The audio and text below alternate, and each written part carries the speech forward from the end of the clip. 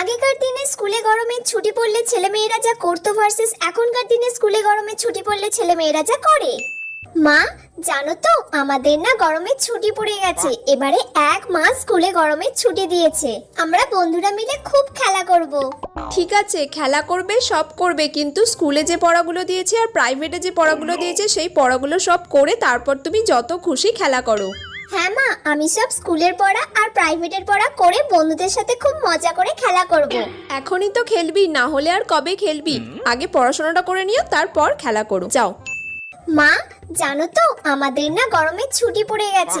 আমরা বন্ধুরা মিলে খুব খেলা করব, খুব মজা হবে। ওকে, তুমি খেলবে তো অবশ্যই, কিন্তু এটা মাথায় রাখতে হবে তোমার কিন্তু সুইমিং আছে, ড্রয়িং আছে, নাচের ক্লাস আছে, গানের ক্লাস আছে, স্পোকেন ইংলিশও আছে। এগুলো ভুললে একদমই চলবে না। সবকিছু করে যেটুকু টাইম থাকবে সেটুকু টাইম খেলা করো, ওকে?